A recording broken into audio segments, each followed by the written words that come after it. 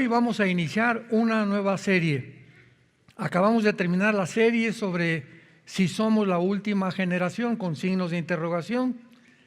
Y a todos que les interese continuar siguiendo estas profecías bíblicas, porque pues no se puede negar en ninguna parte del mundo que nos encontramos en la última generación. De eso ya no hay duda. No sabemos el día, no sabemos la hora. Lo único que sabemos es que no vamos a cometer el error que cometieron los fariseos. En Mateo 16, del 1 al 4, Jesucristo les dice: generación incrédula, ¿cómo es posible que ustedes distingan las señales de los cielos y no hayan sabido cuándo iba a aparecer el Mesías? Los reyes que vinieron del oriente lo sabían. Simeón y Ana, que era la profetisa y un sacerdote, también estaban conscientes que era el tiempo del Mesías. Y así nosotros, ¿verdad? Dice la Biblia en Lucas 21, que nos preparemos para que seamos dignos de escapar. ¿De escapar de qué cosa?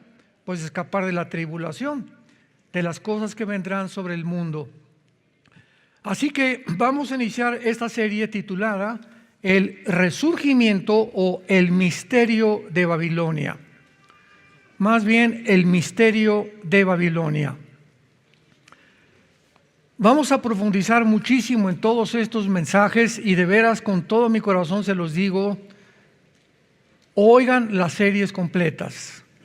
La que acabamos de terminar creo que son 6 conferencias, pero les va a dar a ustedes bases profundas para que cambien su manera de vivir. Es el tiempo en que el Espíritu Santo nos está alertando, tocando trompeta: he aquí, vengo pronto y mi galardón conmigo. Es el tiempo en que Dios no quiere que te quedes, vamos a desaparecer de repente millones de seres humanos del mundo, y Él quiere que tú vengas al arrepentimiento antes de que te hundas más, antes que te autodestruyas más, antes que pierdas completamente la brújula y el tsunami de inmoralidad que está azotando el mundo te arrastre y cuando te des cuenta has naufragado en tu vida cristiana. Así que esto es una alerta de veras. Y hace muchos años Dios me ha movido a compartir las profecías de la Biblia. Ahora lo entiendo con más razón. ¿Por qué? Porque realmente nos encontramos en una generación muy, muy peligrosa, muy bendita al mismo tiempo, pero interesante, emocionante, porque estamos siendo testigos de los acontecimientos a nuestro alrededor y verificándolos y dándonos cuenta que tenemos que creer lo que estamos viendo aunado a las páginas de las Sagradas Escrituras. Babilonia juega un papel de lo más importante que pudiéramos imaginarnos en la Biblia, y sin embargo hay una ignorancia increíble acerca de este tema de Babilonia, particularmente dentro de las profecías de los últimos tiempos. La Biblia menciona 280 veces a Babilonia. 280 veces. El libro del Apocalipsis contiene 404 versículos y de ellos 44 tratan con Babilonia. O sea, casi el 12% del libro del Apocalipsis abarca la ciudad de Babilonia. Mientras que Jerusalén es la ciudad más mencionada en la Biblia, en segundo lugar le sigue Babilonia. Mientras que Jerusalén significa la ciudad de la paz, Yehu Shalom en el hebreo, ciudad de la paz, Babilonia significa la ciudad de la confusión, de la oscuridad y de las tinieblas o de la guerra.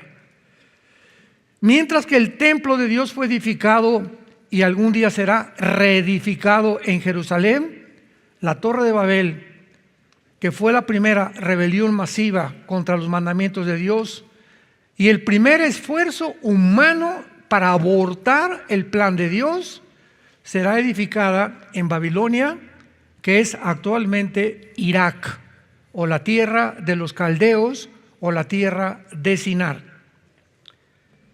Mientras que la Nueva Jerusalén es descrita como una ciudad eterna, la Nueva Babilonia, la que se va a reconstruir, es descrita como una ciudad que será destruida por Dios al finalizar los 7 años de la tribulación. Rápidamente vayamos a Apocalipsis capítulo 17, de donde tomamos el título El misterio de Babilonia, y la pregunta lógica a continuación es: ¿por qué se le califica como un misterio? El capítulo 17 de Apocalipsis relata o describe a Babilonia como un sistema religioso dentro de una ciudad. Y el capítulo 18 nos describe otra Babilonia, pero con otras características. Porque el versículo 1 del capítulo 17 dice: vino uno de los 7 ángeles que tenía las 7 copas, diciéndome: te mostraré la sentencia contra la gran ramera, la que está sentada sobre muchas aguas. Pero en el capítulo 18, versículo 1, después de esto vi otro ángel. Aquí nos damos cuenta que son 2 Babilonias completamente diferentes. Uno de los 7 ángeles le revela a Juan quién es la Babilonia misteriosa, religiosa, y otro ángel completamente distinto le revela a Juan que vendrá una ciudad que se construirá en Irak. Y vamos a ver que esto es literal. Aquí no hay ningún lenguaje figurativo, ni tampoco imaginativo, ni tampoco espiritualizado. La Biblia claramente nos muestra que va a ser reconstruida una ciudad en Irak, que es la nación moderna que corresponde a Babilonia en todas las sagradas escrituras.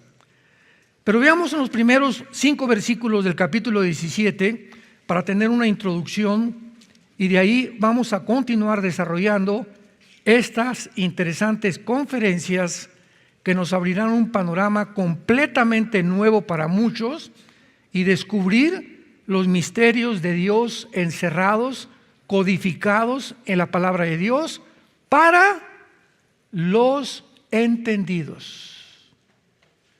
Porque así lo dice Daniel capítulo 12, los entendidos, nada más los entendidos, van a entender en el tiempo en que nos encontramos. Y los entendidos comprenderán todas las cosas, lo dice Daniel capítulo 2. Yo oro que tú seas uno de esos entendidos, que tus 5 sentidos espirituales estén completamente abiertos, que siempre cuando oiga la palabra de Dios tu alma esté limpia para que entre, crezca, desarrolle y produzcas frutos. Porque de otra manera vendrás cada domingo, o cada miércoles o cada jueves y oirás la palabra de Dios, te entrará por acá y te saldrá por acá. Pero nunca ha permanecido dentro de ti para cambiar tu vida interior. Si no te ha transformado la palabra de Dios, si no ha dado fruto, si no ha cambiado tu manera de ser, tu manera de pensar interiormente, la palabra de Dios ha sido sembrada entre espinos y entre piedras. Y ojalá que en estos tiempos tu corazón esté listo y preparado para que la palabra de Dios comience ya a ser recibida en tu vida y produzcas fruto al 100%. Vino entonces uno de los 7 ángeles que tenía las 7 copas y habló conmigo diciéndome: ven acá y te mostraré la sentencia, o sea, el juicio contra la gran ramera, la que está sentada sobre muchas aguas, con la cual han fornicado los reyes de la tierra, y los moradores de la tierra se han embriagado con el vino de su fornicación. Y me llevó en el espíritu al desierto,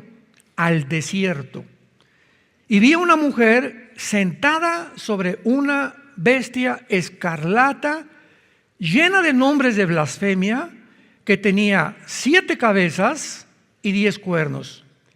Y la mujer Estaba vestida de púrpura y escarlata, y adornada de oro, de piedras preciosas y de perlas, y tenía en la mano un cáliz de oro lleno de abominaciones y de la inmundicia de su fornicación, y en su frente un nombre escrito, un misterio: Babilonia la grande, la madre de las rameras y de las abominaciones de la tierra. Muy bien. Antes que nada, tratemos de descifrar lo que significa la palabra misterio, porque es lo que va a cubrir durante toda esta serie, estas conferencias. En la Biblia, en el Nuevo Testamento, cuando se usa la palabra misterio, se usa en cuanto a la iglesia, en cuanto a Jesucristo, ahora en cuanto a la ramera, que vamos a ver quién es. Pero la palabra misterio, musterión, en el griego significa una verdad no revelada. Entonces, en el Nuevo Testamento es revelado. Cuando ya dice un misterio es porque ya se reveló. Por ejemplo, el arrebatamiento de la iglesia. 1 Corintios 15, 51 al 53.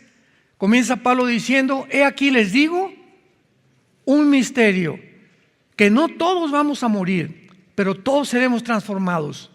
Pregunta: ¿por qué Pablo le adjudica la palabra misterio al rapto o al arrebatamiento de la iglesia? Porque en el Antiguo Testamento esta verdad del arrebatamiento de la iglesia no había sido revelada. Dios le revela nada más a Pablo, no a Santiago, ni a Juan, ni a Pedro, a ninguno de los apóstoles. Solamente a Pablo le revela, le abre el entendimiento para que pueda comprender Pablo que vendrá un tiempo cuando un grupo de cristianos en el mundo no vamos a morir. Este es el misterio, que en el Antiguo Testamento esta doctrina del rapto no existía en el Antiguo Testamento. Entonces era un misterio, y por eso es hasta el Nuevo Testamento que Dios quita el sello de muchos misterios del Antiguo Testamento para revelarlos a nosotros, la iglesia. Veamos rápidamente esto. Mantengan ahí la página Apocalipsis 17, en el libro de los Efesios, capítulo 3. Para respaldar esto y que tu entendimiento sea aún más claro con la palabra de Dios. Efesios 3. Por esta causa yo, Pablo, prisionero de Cristo Jesús por vosotros los gentiles, si es que habéis oído de la administración de la gracia de Dios, que me fue dada para con vosotros, que por revelación me fue declarado el misterio, como antes lo he escrito brevemente, leyendo lo cual podéis entender cuál sea mi conocimiento en el misterio de Cristo. Escuchemos esto: misterio que en otras generaciones no se dio a conocer a los hijos de los hombres, como ahora es revelado. ¿A quiénes? A sus santos apóstoles y profetas por el Espíritu. ¿Cuál es este misterio que se le reveló a Pablo? Versículo 6, que los gentiles son coherederos y miembros del mismo cuerpo y copartícipes de la promesa de Cristo Jesús por medio del Evangelio. No sabían en el Antiguo Testamento ninguno de los profetas, ni se había revelado que Dios iba a formar un nuevo cuerpo, que a Israel lo iba a sentar en la banca y que entonces Dios iba a introducir en esta época de la gracia que se llama, o la dispensación de la gracia en la cual estamos viviendo, que durará 2000 años, iba a introducir a un nuevo cuerpo que ahora solamente no habría puros judíos. En el Antiguo Testamento Cristo lo dijo: vengo por las ovejas de Israel. Dios había tratado con Israel, pero Dios le da carta de divorcio a Israel, y ahora levanta una nueva entidad que se llama la iglesia, que somos todos nosotros. Pero en el Antiguo Testamento nadie podía comprender que vendría el tiempo cuando Dios iba a usar una entidad de italianos, mexicanos, guatemaltecos, franceses, judíos, de todas las nacionalidades, y formar algo que no existía en el Antiguo Testamento: la iglesia. que fue formada en el día de Pentecostés, Hechos capítulo 2, mediante el bautismo del Espíritu Santo. 1 Corintios 12, 13, por un solo Espíritu fuimos todos unidos, amalgamados, y la iglesia ahora no es un edificio, no es unas ceremonias, no son preceptos, somos un cuerpo. La iglesia somos un cuerpo. 1 Corintios 12, uno es la oreja, otro es la nariz, otro es la pierna, el otro la pierna izquierda, pero la cabeza es Cristo. Entonces, esto no existía en el Antiguo Testamento y por eso se le llamaba un misterio. Entonces vemos que los misterios son revelados a los apóstoles y dejan de ser misterio porque Dios nos da la revelación. Muy bien, regresamos a Apocalipsis 17. Y cuando leemos estos 5 versículos que acabamos de leer, inmediatamente surge a nosotros una confusión impresionante. ¡Qué barbaridad! La ramera que fornicó con los reyes de la tierra, vestida de escarlata, montada sobre una bestia.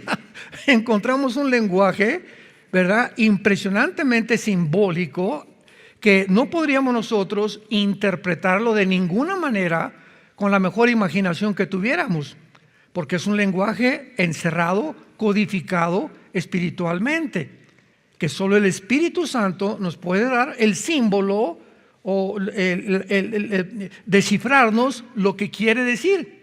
Y esta es la razón por la cual en el versículo 7 necesitamos la intervención de Dios, del Espíritu Santo, para interpretarnos todas las cosas que no podemos entender. Y veamos de qué forma el Espíritu Santo a través del ángel le revela a Juan quién es esta mujer y qué es esta mujer. Y le dice en el versículo 7, el ángel me dijo, ¿por qué te asombras? ¿Cómo que por qué asombras? Estoy bien confundido, oye, angelito, ¿verdad? Este es un relato, no entiendo nada de lo que me acabas de decir. Y le dice entonces el ángel, yo te diré el misterio. O sea, vuelvo a repetir, Babilonia la ramera deja de ser un misterio. Y vamos a ver cuál es este misterio.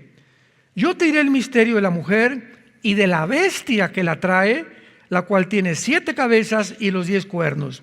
Y comienza el ángel a revelarle a Juan, diciéndole, la bestia, pongan mucha atención, abran sus oídos espirituales, que tu alma esté limpia, que puedas asimilar la bendita palabra de Dios. La bestia que has visto era tiempo pasado. Y no es, hasta 2000 años cuando escribió el Apocalipsis Juan, la bestia no existía, pero había existido antes del primer siglo de la era cristiana y está para subir del abismo. Vemos inmediatamente que el ángel explica a Juan, esta bestia que tiene arriba a la mujer sentada es alguien, es una entidad espiritual que existía antes de lo que te estoy diciendo. Sin embargo, ahorita, en el tiempo que estás escribiendo esto, esta bestia todavía no ha salido, no es, porque está en el futuro, va a salir de un lugar que se llama el abismo y va a salir de esta prisión subterránea en el mundo, va a salir para poseer a un hombre llamado el anticristo. Entonces el anticristo tendrá 2 espíritus. El anticristo tendrá su espíritu porque tendrá que ser un ser humano, porque dice Apocalipsis 20 que será echado al lago de fuego. Y al lago de fuego no echas una máquina, una computadora, o a las Naciones Unidas, como muchos lo han interpretado, que el anticristo es una computadora, que es una máquina, barbaridades y medias, ¿no? Porque lo quieren interpretar sin tener la palabra de Dios, o según lo que mi imaginación dice. Pero el anticristo, al ser echado al lago de fuego, va a ser un ser como tú y como yo, pero poseído por un principado satánico que existió antes en algunos de los imperios que vamos a ver más tarde, y que entonces va a salir cuando el anticristo nazca en el mundo. Y tal vez los primeros 30 años del anticristo en esta tierra será un hombre político normal, que nadie sabe quién es, pero a los 30 años, al igual que Cristo, A los 30 años, el Espíritu Santo vino sobre él en el río Jordán, se abrieron los cielos, una voz dijo: este es mi Hijo bien amado. Y a los 30 años, de acuerdo al Antiguo Testamento, un sacerdote no podía ser sacerdote antes de los 30 años en el Antiguo Testamento. Cristo, al cumplir 30 años, es bautizado y ahí comienza el ministerio de Cristo. Y así comenzará el ministerio del anticristo. Posiblemente a los 30 años también de edad, él será poseído, pero no por el Espíritu Santo, sino por la bestia que sube del abismo. Muy bien, hasta ahí más o menos vamos bien, y vamos a ver a continuación. Y los moradores de la tierra, versículo 8, aquellos cuyos nombres no están escritos en la fundación del mundo, en el libro de la vida, se asombrarán, viendo la bestia que era, y no es, y será. Ahora muy bien, esto para la mente que tenga sabiduría. Las 7 cabezas que vimos que tenía la bestia, ¿verdad? En el versículo 3, son 7 montes sobre los cuales se sienta la mujer. Y son 7 gobernantes. 5 de ellos han caído, o sea, en el tiempo de Juan, 5 imperios habían caído. Síganme con mucho cuidado. Apúntalos: Asiria, Egipto, Babilonia, los medos y los persas, y ¿quién siguió después? Los griegos. Son los 5 imperios que ya habían caído antes del apóstol Juan hace 2000 años. Son 7 gobernantes, son 7 líderes, son 7 reyes que ya han caído. Uno es, ¿quién es el que era? Roma. Era el imperio bajo el cual nació Jesucristo y murió Jesucristo. Roma es ¿el qué? El quinto.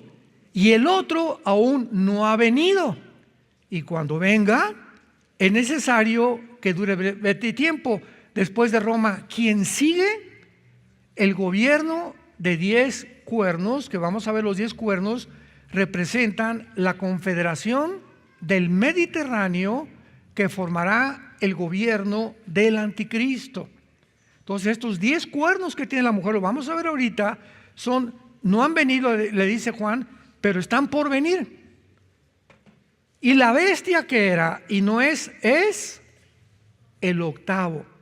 O sea, antes de que el anticristo surja, y esto está de acuerdo a Daniel capítulo 7, antes de que el anticristo surja en el mundo, se tiene que formar una confederación de naciones de 10 gobernantes, un G10, 5 de Europa y 5 del Medio Oriente, de acuerdo a Daniel capítulo 2, en el estado de Nabucodonosor.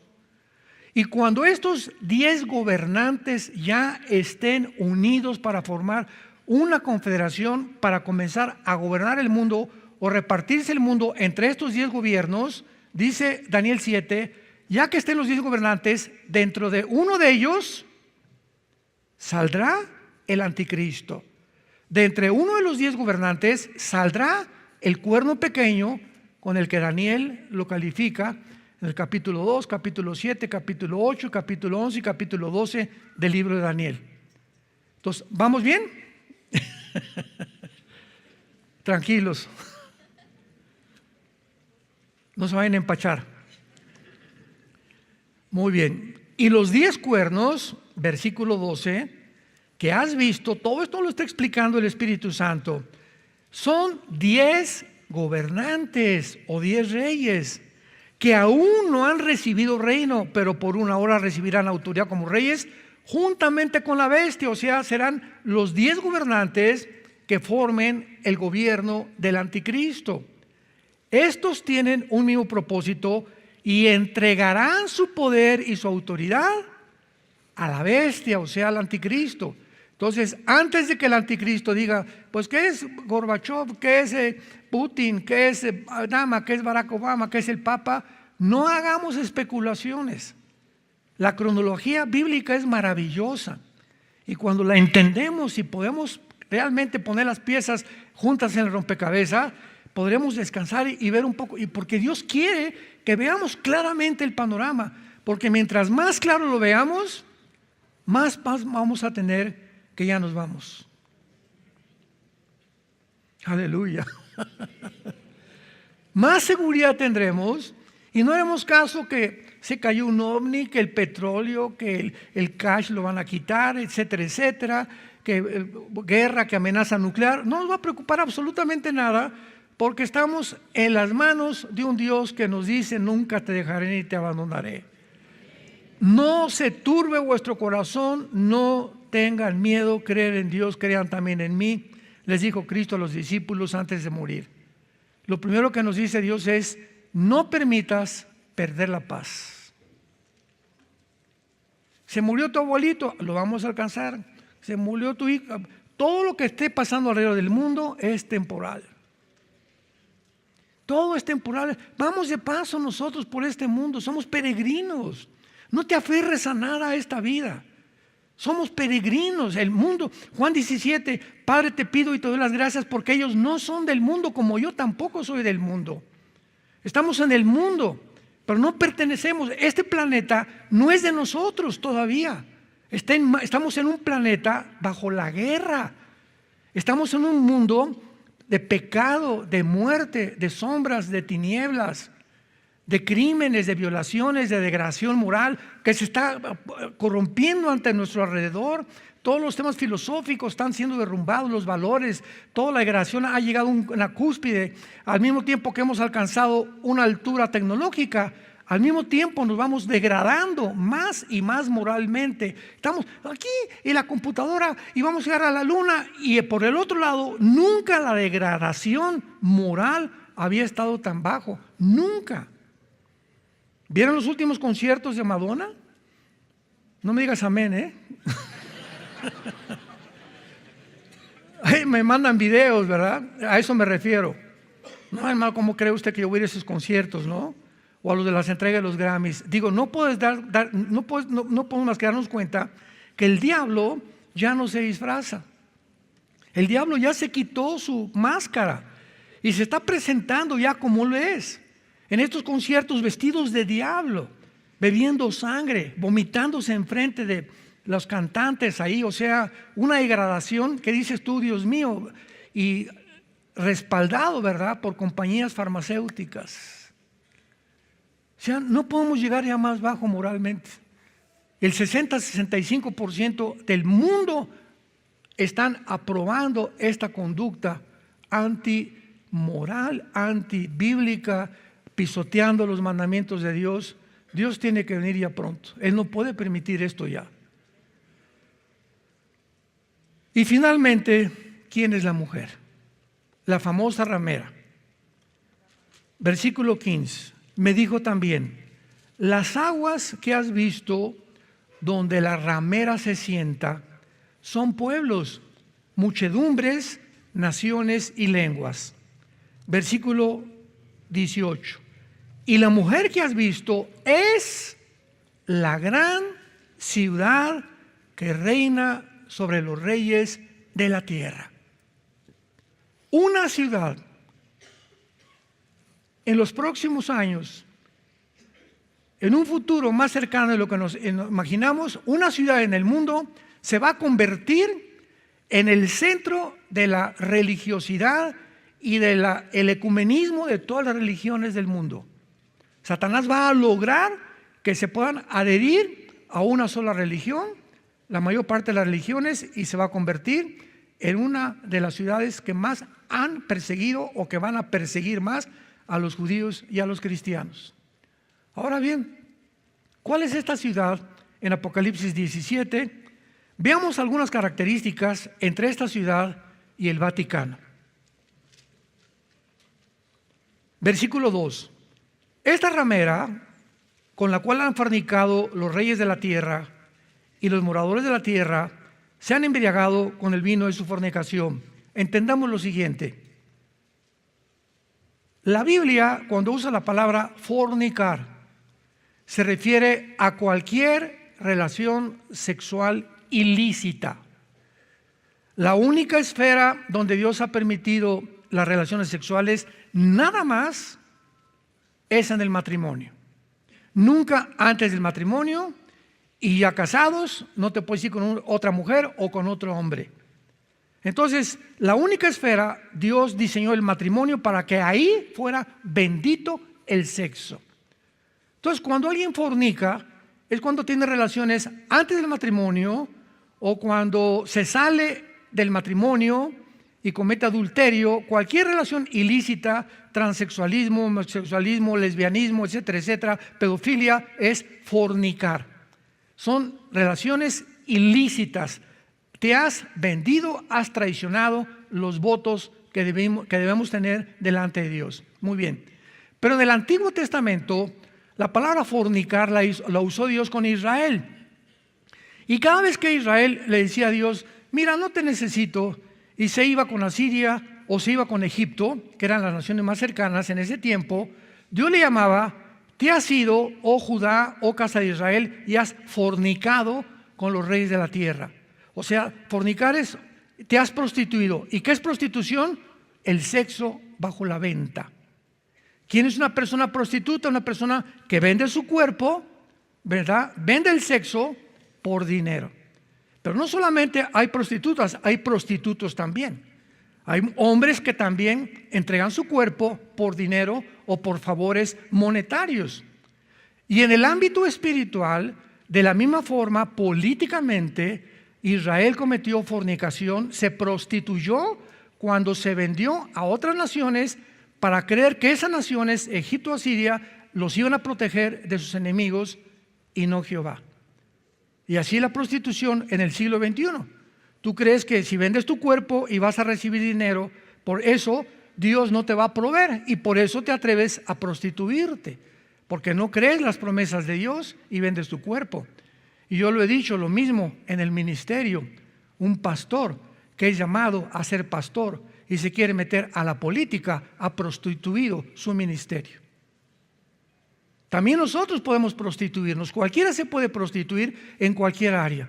Es cuando te vendes o tus convicciones las crucificas y pues si este partido me conviene más ya que hay más dinero, ya no tengo convicciones, antes pertenecía yo a este partido, me voy a otro partido, prostituyo mi llamado, mi política, mi filosofía, mis convicciones por amor al dinero y que me vaya mejor en la vida. ¿Se dan cuenta qué importante es tener convicciones profundas, que nadie te mueva y que mantengas tú? Eso es lo que se llama integridad. Integridad. Cuando te mantienes dentro de tus convicciones y vives conforme a tus convicciones. Entonces, cuando dice aquí que esta ramera o esta ciudad se ha fornicado con los reyes de la tierra, ¿cuál es la única ciudad desde hace 2000 años? Porque observen el versículo 18, la mujer que has visto es la gran ciudad que reina. Esto está en presente continuo. En el tiempo de Juan, ¿cuál era la ciudad que estaba gobernando?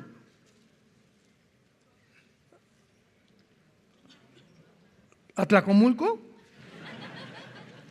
¿Toluca? ¿Tlalnepantla? Roma.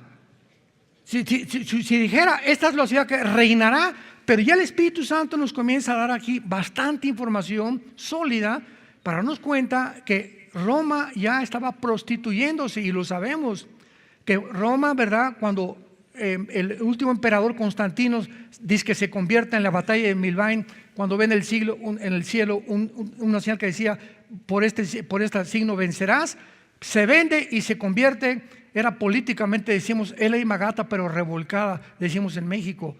Roma era políticamente y Roma no ha dejado de existir, simplemente Roma dio una voltereta y ahora se llama el Sacro Imperio Romano. Se convirtió ese imperio en un imperio religioso, cuando Dios jamás nos llamó a involucrarnos a hacer una guerra o a convertirnos en un imperio. La iglesia tiene su llamado y no es el llamado que hizo Roma. El Vaticano es la única religión en la historia desde hace 2000 años que tiene un asiento en las Naciones Unidas. El Vaticano es un Estado. Oye, pero ¿cómo? ¿Eres Estado o eres religión? Ni el hinduismo, ni el mormonismo, ni el islam, ninguna religión tiene una ciudad con policía, con bancos y que políticamente tiene una representación ante la Organización de las Naciones Unidas. La única es el Vaticano.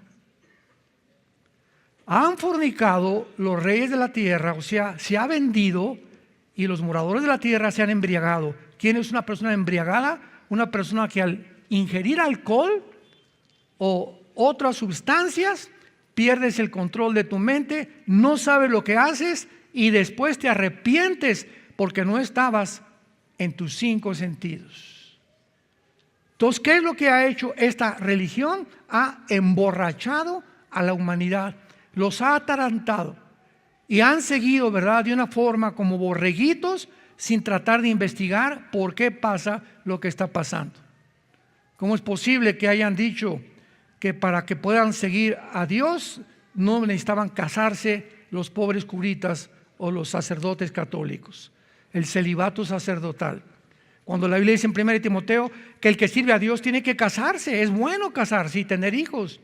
Pero ¿por qué instituyeron esto? ¿Por qué inventaron que al tomar la hostia tomas a Jesucristo y lo tomas el domingo, se te sale el lunes a viernes y lo vuelves a tomar el domingo? Bueno, son 37 herejías que no están en la Biblia. Los niños, que si un niño no lo bautiza se va al limbo. ¿Dónde está el limbo, por el amor de Dios? Ni en la Biblia del Mormón está. Que hay que rezarle a San Jerónimo y a San Mateo cuando Jesucristo dijo: yo abrí un camino nuevo y vivo al Padre desde la cruz a nuestros días. No necesitamos a ningún intermediario. Él es el único, Hechos 4:12, el único mediador. Ya no hay vírgenes, ya no hay santos. Él es Jesús el que nos llevó al Padre por el camino, vino nuevo que es su sangre. Entonces vemos de qué forma todo esto comienza a adquirir sentido. Ahora dice en el versículo 3: me llevó en el espíritu al desierto y vi una mujer sentada sobre una bestia escarlata, o sea, de color morado, sentado sobre una bestia escarlata llena de nombres de blasfemia, y la mujer estaba vestida de púrpura. El púrpura es el color del Vaticano, del Papa y de los cardenales, y de escarlata, y el morado, adornada de oro, piedras preciosas, y tenía en la mano un cáliz de oro lleno de abominaciones y de la inmundicia de su fornicación. No sé cuántos de ustedes, lo digo con mucho respeto, ¿verdad?, pero tengo que decir la verdad.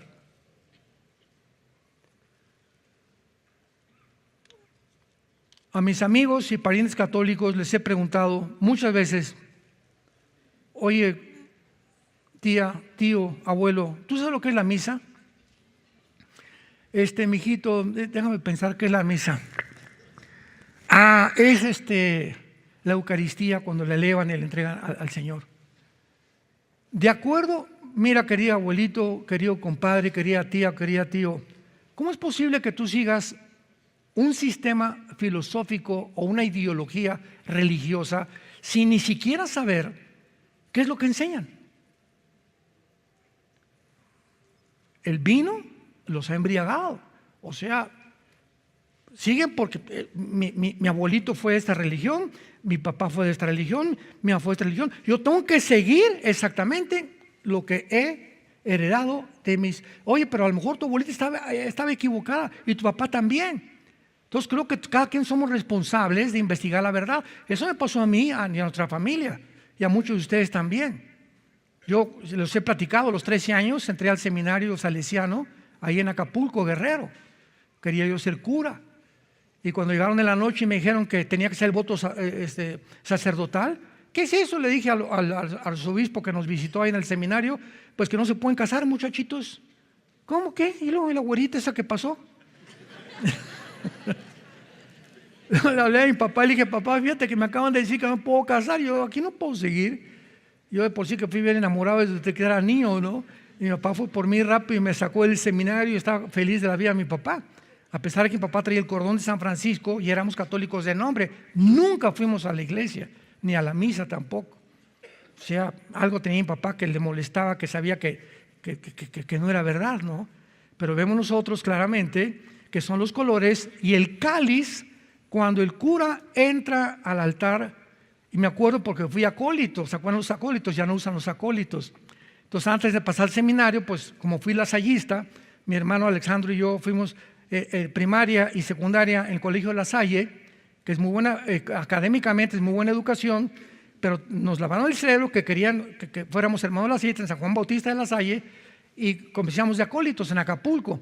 Y me acuerdo que me tuve que aprender en latín todas las respuestas que el padre decía cuando subía el cáliz. Y el padre al entrar al altar dice: introibo al altare Dei adiam collectifica juventutes meam. Me introduzco, o sea, cuando el cura entra a la misa y levanta el cáliz, está diciendo: me estoy introduciendo, nada más escuchemos esto, al altar de Dios. Ahora el altar somos nosotros, para poder convertir el pan y el vino en el cuerpo de Jesucristo. De acuerdo al segundo concilio de Trento, la misa es la repetición del sacrificio de Cristo por los vivos y los muertos. O sea, aquí está la cruz, se la brincaron. Lo mismo que los fariseos y los judíos. Los judíos, esperando sacrificios, no hicieron caso que con un solo sacrificio, Hebreos 10, nos hizo perfectos para siempre. El sacrificio de Cristo quitó ceremonias, quitó ritos, quitó mediadores. Ahora su muerte en la cruz es suficiente para poder llevarnos al Padre. Y Roma sigue cada vez que celebra la misa repitiendo el sacrificio simbólicamente para que después te den la famosa hostia y estés creyendo que recibes a Cristo. Porque de acuerdo a un poder mágico, ellos convierten la hostia y el vino en el cuerpo y la sangre de Cristo. Le ganaron a David Copperfield.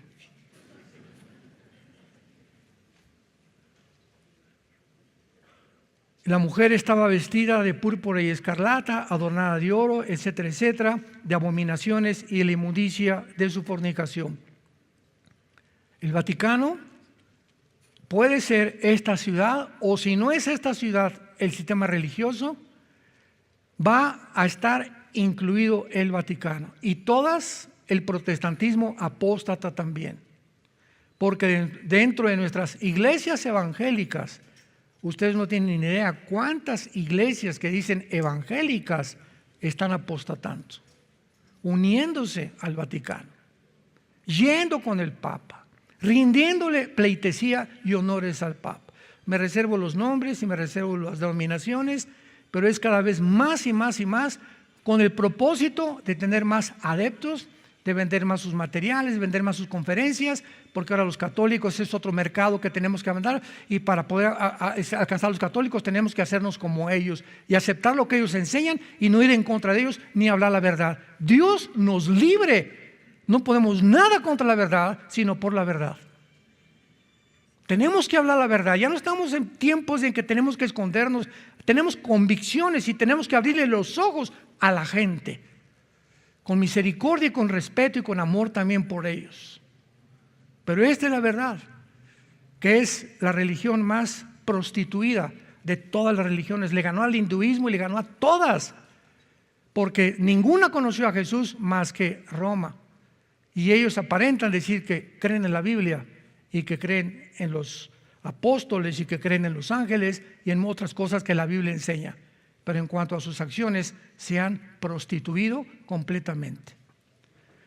Ahora, muy bien, para terminar, veamos rápidamente en Zacarías capítulo 5 una profecía.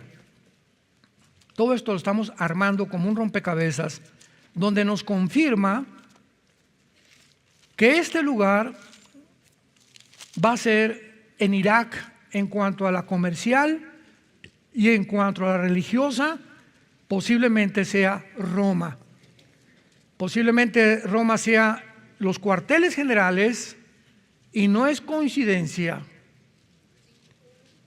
que desde el Papa Juan Pablo II, en la ciudad de Isis, en los 90s, convocó a una reunión de brujos. El Papa Juan Pablo II convocó a una reunión de brujos de espiritistas, de hindúes, de musulmanes, de mormones, de testigos de Jehová, de zoroastristas y de todas las religiones del mundo. Y se juntaron en la ciudad de Isis, bajo el Papa Pablo II, donde les dijo: unámonos todos en un solo Dios y oremos todos, porque todos buscamos la paz y la verdad. ¿Será eso cierto? Los hindúes tienen más de 6 millones de dioses. El libro del Corán dice que Jesucristo no murió por nuestros pecados, que fue un falso profeta o un profeta nada más. Los mormones dicen que podemos ser muchos dioses y casarnos 30, 40 veces según tengas de ingresos económicos. Y así podemos ver todas las religiones, el Islam, ¿verdad? El hinduismo, el zoroastrismo, etcétera, etcétera. ¿Cómo podemos decir que todos tenemos la verdad? Todas tienen diferentes verdades. Y viene un hombre llamado Jesús y dice: yo soy el camino. No eres tú, ni tú, ni tú, ni tú. Y todos, ¿cómo que? Eso es radicalismo, eso es excluirnos. No, es que es la verdad. No puede haber 2 verdades, ni 3 verdades, ni 4 verdades, porque entonces caeríamos filosóficamente en el relativismo. O sea, esa es tu verdad, esa es tu verdad, esa es tu verdad, yo tengo mi verdad. No me molestes con mi verdad. ¿Sabes una cosa? Que no puede haber 4 o 5 verdades diferentes. Una tiene que ser la verdad, porque si no hay verdades absolutas, entonces no existe la verdad. Se acabó. Salte de la facultad de filosofía. O sea, cuando comenzamos a pensar con un poco de coherencia, de lógica elemental y de racionalismo, nos damos cuenta a la brutalidad y a la estupidez a la que hemos llegado. El mundo está embriagado con el vino de la fornicación de las religiones falsas. Y nosotros hemos sido llamados real sacerdocio, nación santa, pueblo elegido de Dios, para anunciar las virtudes de aquel que nos llamó de las tinieblas a su luz admirable. Tú eres la luz en tu familia, en tu escuela, en tu taller, en tu bufete de abogados, en tu oficina, en tu hospital, en tu clínica. Tú y yo somos los testigos, y para eso se nos dio el Espíritu Santo, para no tener miedo. ¿Miedo de qué? Dios te dice: nadie te puede tocar si yo no lo permito. No tengas miedo, di la verdad. Ahora no la dices porque no estás convencido, ni tienes tampoco convicciones propias. Y sin fe es imposible agradar a Dios. El mundo está a punto, el barco está a punto de hundirse, y la gente sigue dándole a la gente, oyendo lo que le gusta a la gente, predicando: todo va a ser rico, todo te va a ir bien, somos el campeón que traemos dentro, por aquí, por allá. Nunca se predica el pecado, ni el juicio, ni que Jesús viene, ni que hemos llegado al final de la generación, porque hacemos olas. Y yo no quiero perder mi puesto, ni como pastor, quiero tener a más gente, y vamos a hablarles el dulce y darles un evangelio completamente diluido, como dicen en inglés, sugar free, libre de azúcar, que la Coca-Cola cero es peor que la Coca-Cola normal. Así estamos nosotros espiritualmente. Abramos los ojos y démonos cuenta que hemos llegado al final. Sé valiente, no tengas miedo, esfuérzate, yo estoy contigo, dice el Señor. Es el tiempo que podamos nosotros dar testimonio de la verdad, y la verdad se llama Jesucristo. Te damos gracias, Padre, por tu palabra. Bendito sea el Dios y Padre que nos ha elegido según su presencia para ser rociados con la sangre de Cristo, para predicar la verdad y para poder dar testimonio de que Jesús es el Hijo de Dios, y que el Dios de Abraham, de Isaac y de Jacob es el único Dios vivo y verdadero. No hay otro. Él es Dios. Él creó los cielos y la tierra y nos ha dejado como evidencia sus profecías para que podamos verificar, evidenciar que la Biblia no es de interpretación privada. Los santos hombres que escribieron la Biblia fueron inspirados por el Espíritu Santo para que pudieran dar testimonio, y este testimonio a muchos de ellos les costó la vida. durante 3 siglos del cristianismo primitivo en el Coliseo romano, fueron echados a los leones, colgados, convertidos en teas humanas, quemados, encadenados en prisiones bajo su orina y su excremento, pegados a otros animales. ¿Y todo por qué? Porque no tuvieron miedo ni temor de decir que Jesús era el Señor. No tengas miedo, dice el Señor, yo soy tu Dios. ¿Qué es el hombre para que tengas de él temor? Y el Hijo del Hombre para que no te deje dormir. Ten temor de mí, temor de aquel que hizo los cielos y la tierra, temor del pecado, temor de la maldad, porque el principio de la sabiduría es el temor de Dios. Muchos de ustedes en este tiempo, Dios les abre el corazón a través de la Biblia y del Espíritu Santo para decirte que Dios te ama. Dios te ama.